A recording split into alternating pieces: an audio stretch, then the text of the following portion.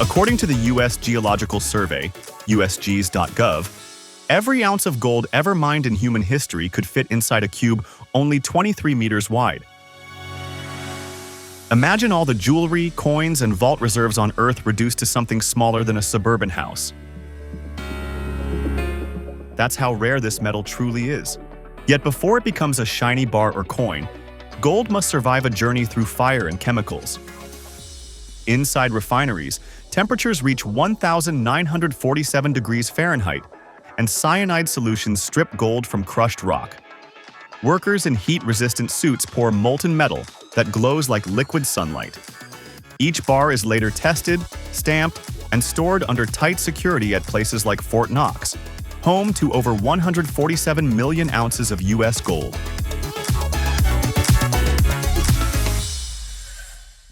Gold mining has shaped civilizations for more than 6,000 years.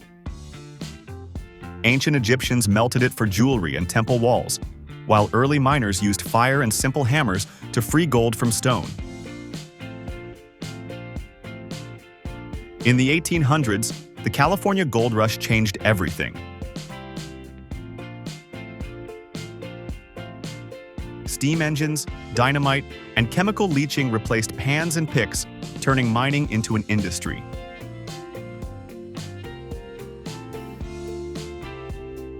By the 20th century, electro-refining pushed purity beyond 99.9%, creating the investment bars we know today.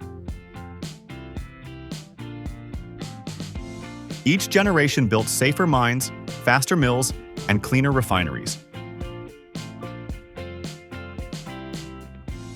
But how do these modern machines transform raw rock into metal, pure enough for a U.S. mint bar?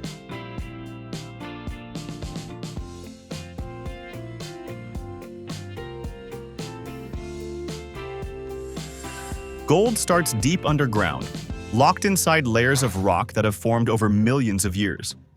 Huge excavators dig open pits hundreds of feet deep, and each blast shakes loose thousands of tons of ore. Trucks the size of houses carry up to 200 tons of rock per load to the crushing plant. There, steel jaws and rotating drums grind the ore until it becomes fine gravel. This stage increases the surface area so gold can later be separated more efficiently. Underground mines use drills, loaders, and conveyor belts to bring the ore to daylight. Every ton of material holds only a few grams of gold, so efficiency is everything. Sensors track temperature, vibration, and ore grade at every step. The air fills with the sound of grinding steel and the smell of diesel engines working non-stop. But once the rock is crushed, how do miners actually pull gold from it?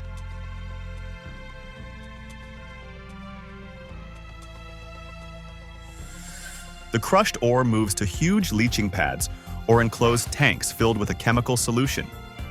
Workers spray sodium cyanide mixed with water over the ore piles. The solution slowly dissolves gold particles, forming what's called pregnant liquid. This liquid passes through carbon filters that trap microscopic gold.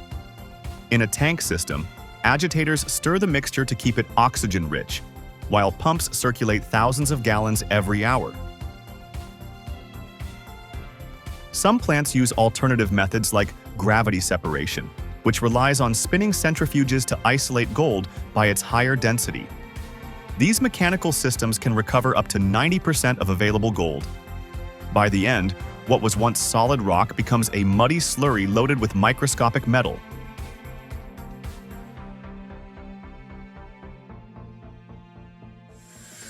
Now comes the step that turns dull ore into almost pure metal. Refineries heat the gold concentrate and feed it into a chemical process. The most common is the Miller process, where chlorine gas passes through molten gold at nearly 1,900 degrees Fahrenheit. Impurities form as chlorides and float to the surface, leaving gold that's about 99.5% pure. For even higher purity, refineries use the Wohlwill process. In this system, electricity flows through a gold chloride solution. A solid gold plate acts as the cathode, collecting atoms one layer at a time until purity reaches 99.9%. Each batch runs under strict lab control, with chemists checking voltage, acid strength, and time. Workers wear heavy gloves and face shields as sparks crackle inside the electrolysis tanks. The smell of metal and acid fills the air. Would you choose speed and lower cost, or perfect purity that takes longer to achieve? Once refined, the gold dust or sponge is melted again to form solid bars. Furnaces reach 1,947 degrees Fahrenheit, enough to liquefy the dense metal into glowing orange streams. Operators pour the molten gold into graphite molds arranged in long rows. Each mold cools slowly, shaping gold into uniform 400-ounce bars. The bars are brushed clean, weighed, and marked with serial numbers, purity, and refinery stamps. Samples are drilled from each batch for laboratory verification using X-ray spectrometry. Inside the foundry, every movement is careful and deliberate. The air hums with heat, and protective suits shimmer under the bright furnaces. Only when the metal meets international good delivery standards can it leave the refinery. But not all gold remains in bars. Some will take on a very different shape before reaching the market.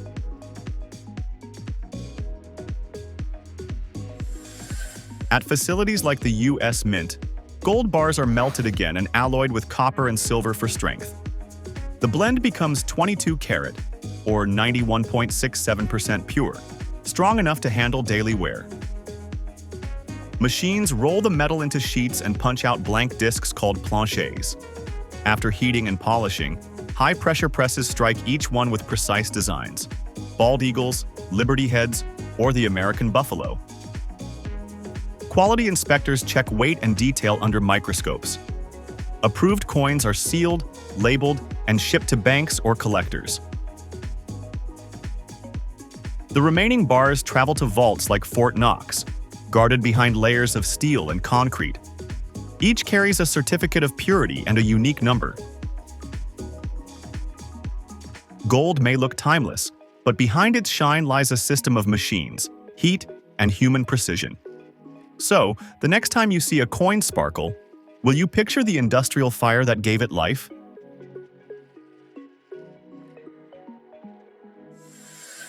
According to Statista.com, more than 99% of all diamonds sold worldwide are synthetic, not natural.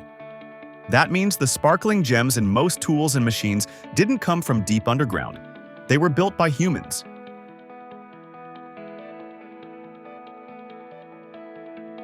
Inside high-pressure presses, diamond dust faces over 1 million psi and temperatures of 2,500 degrees Fahrenheit to form a crystal harder than anything on Earth. These are not the kind you wear on a ring.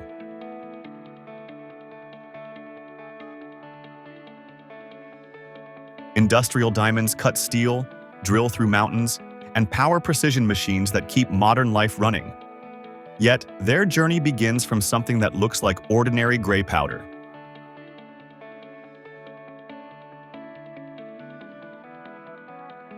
How can a handful of dust transform into one of the toughest materials ever made? Today, we'll step inside a real diamond factory to see how science and pressure create perfection from nothing but carbon.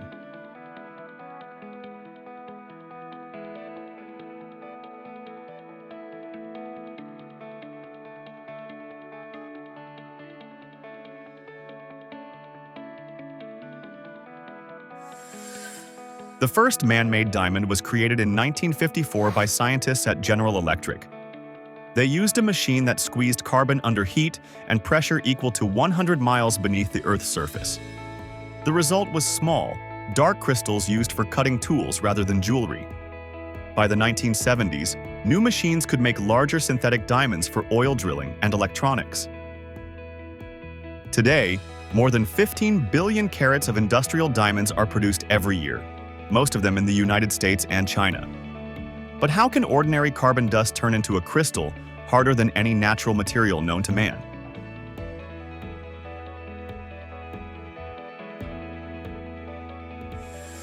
The process begins with a handful of synthetic diamond dust, made from pure carbon. Workers scoop the fine yellow powder into tiny metal cups, each about the size of a thimble. Every cup will produce just one diamond.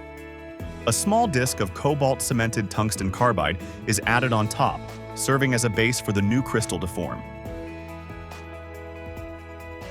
This combination of carbon and cobalt is crucial because cobalt acts as a catalyst, helping carbon atoms bond under extreme pressure.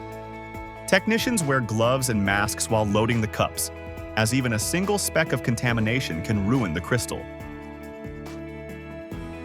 Once filled, each cup is sealed tightly and placed into a cylinder made of heat-resistant metal. Around it, layers of salt and talc powder act as insulation. These layers will later protect the diamond from cracking when the temperature rises to over 2,500 degrees Fahrenheit. Everything is now ready for the machine that mimics the forces of Earth's mantle. But how can a machine recreate the pressure found 100 miles underground? Each metal cylinder is moved into a massive 6-piston cubic press. This press weighs over 100 tons and can apply more than 1 million pounds per square inch of pressure.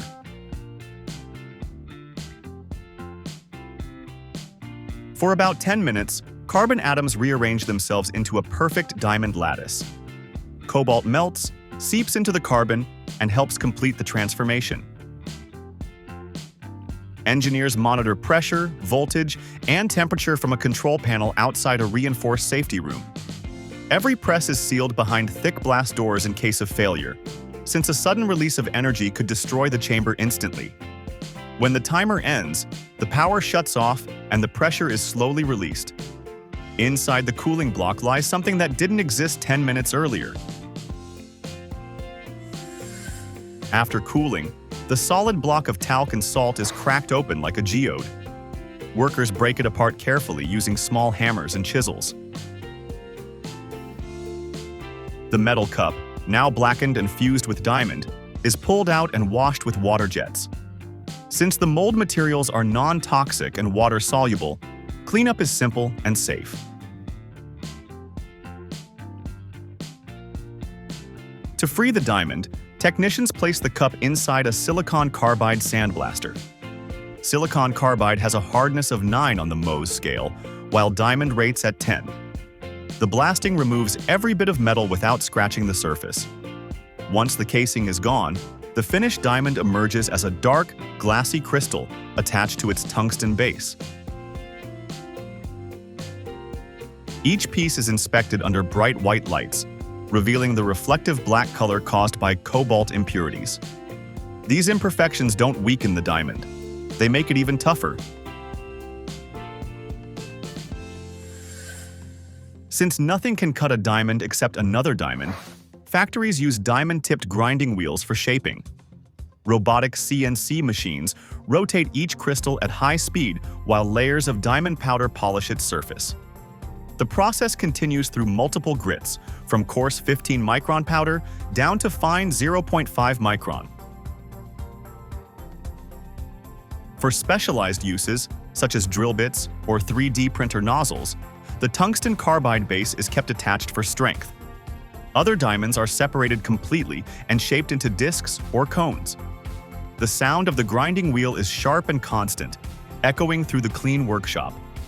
Polishing can take hours depending on the size, and the temperature must stay below 400 degrees Fahrenheit to prevent damage. Every finished piece is measured with lasers to confirm its perfect dimensions. But what can a man-made diamond this strong actually be used for? Polycrystalline diamonds are designed for performance, not decoration. Their toughness makes them essential for drilling, machining, and even renewable energy systems. In Alaska, the RivGen underwater power project uses diamond-on-diamond bearings that spin for years without lubrication. Oil rigs use drill bits coated in these diamonds to cut through miles of rock. In factories, diamond-tipped saws slice ceramics and carbon fiber with surgical precision. Even the tips of 3D printer nozzles now use solid diamond to resist abrasion from glass-filled materials. Each diamond passes a final hardness test using Mohs picks and laser inspection. Only those without cracks or defects are shipped out. Packed in small labeled containers, These dark crystals travel to toolmakers worldwide.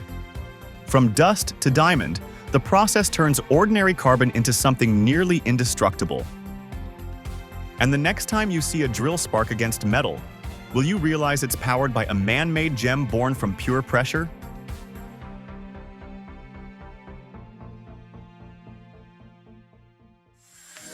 According to Forbes.com, Rolex produces over 1 million watches every year, yet each one can take up to a full year to complete. Inside their factories, molten gold is poured at 2,000 degrees Fahrenheit. Sapphire crystals are laser-cut with micron precision, and each movement undergoes thousands of stress tests before a single logo is engraved.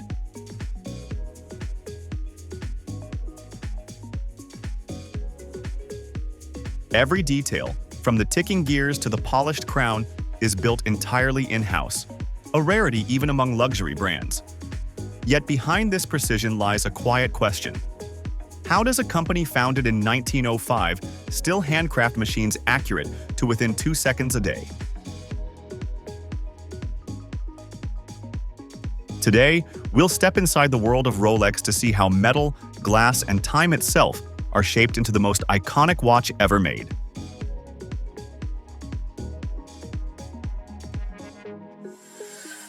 Rolex was founded in 1905 by Hans Wilsdorf in London, with a simple dream: to make a wristwatch as reliable as a marine chronometer.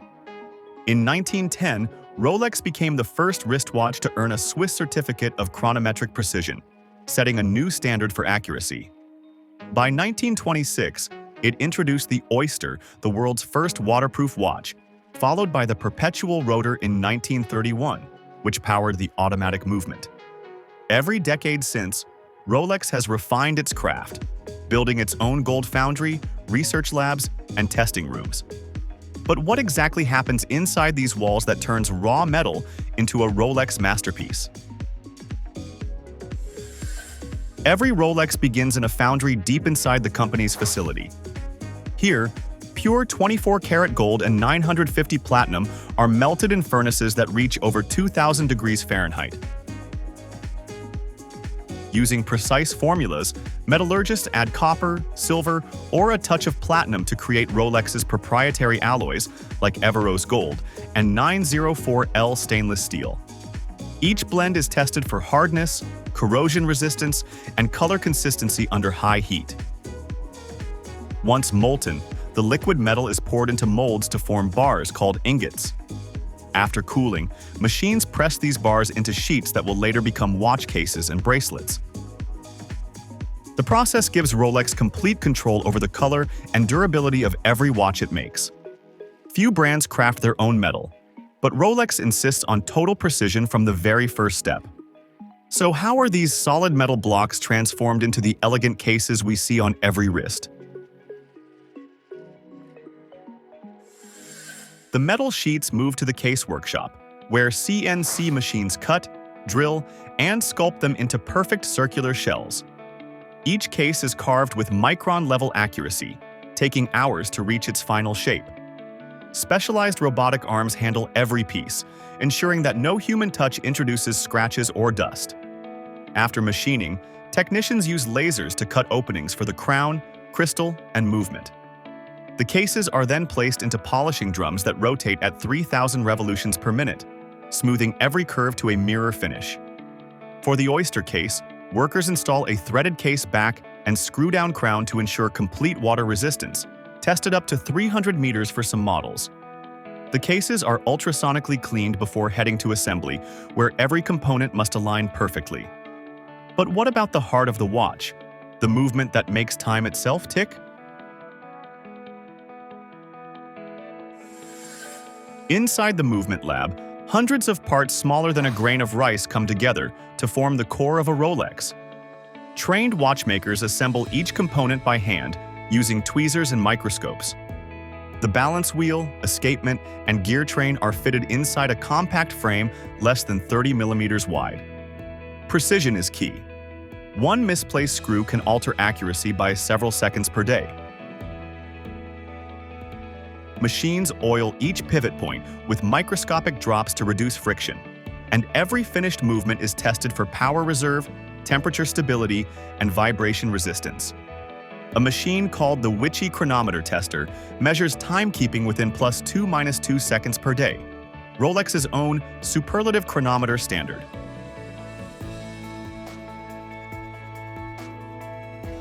Each movement is then sealed and stored in controlled humidity rooms before being inserted into the case.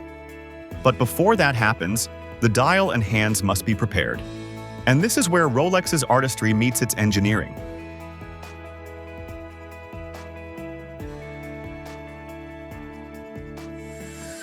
Dials are crafted in a separate dust-free lab where machines print numerals, markers, and logos with microscopic precision. The materials vary, from black enamel and mother-of-pearl to gold dust mixed into the paint. Tiny diamond markers are inspected under magnifiers in the gemology laboratory, where experts verify clarity and color using laser instruments. The hands, made of lightweight gold or steel, are cut to match the dial's size with tolerance within a few microns.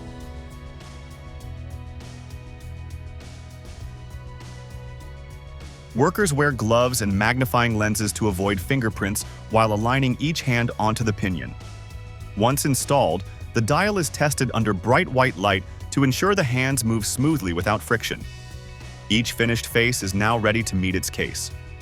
After careful sealing, technicians attach the crystal, a synthetic sapphire strong enough to resist deep-sea pressure.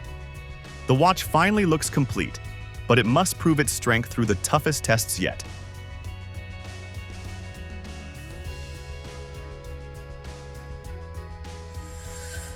Before leaving the factory, every Rolex faces a battery of stress tests.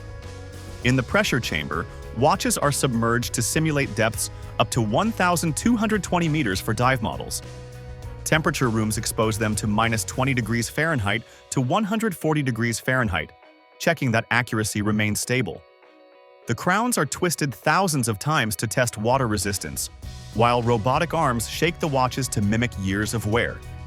Each model also undergoes a 24-hour movement test on a rotating stand that simulates wrist motion. When all checks are passed, the bracelet is fitted and polished one last time by hand.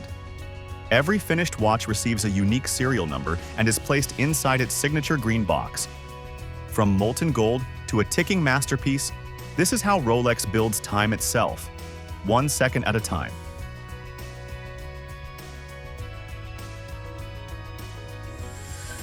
From the depths of a gold mine to the heart of a diamond press, and finally to the silent precision of a Rolex factory, every product we've seen today began as something raw and unremarkable. Gold started as dusty ore buried beneath rock, transformed through heat, chemistry, and time into one of the world's most trusted forms of wealth. Diamond dust, under 1 million pounds of pressure, became a crystal strong enough to shape metal and power machines. And steel, melted and refined in Rolex's workshops, turned into a symbol of accuracy and craftsmanship worn by generations.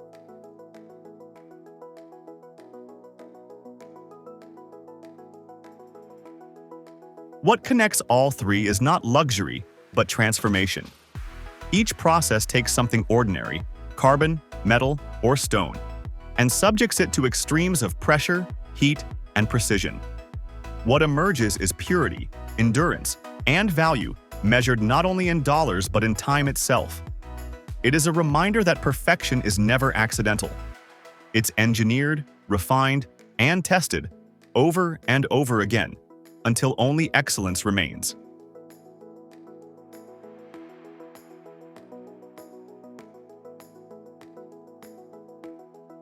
Factories like these are more than production lines. They are living laboratories where science meets human patience.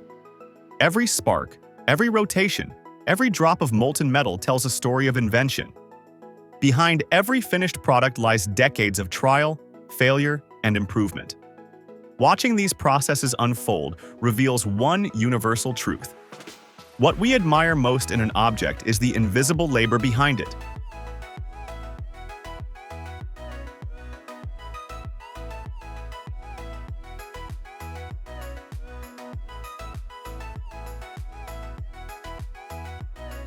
If you've enjoyed discovering how the world's most iconic materials are made, Don't forget to subscribe to Captain Discovery. Join us on the next journey inside the factories that build the everyday world around us. One machine, one spark, and one story at a time.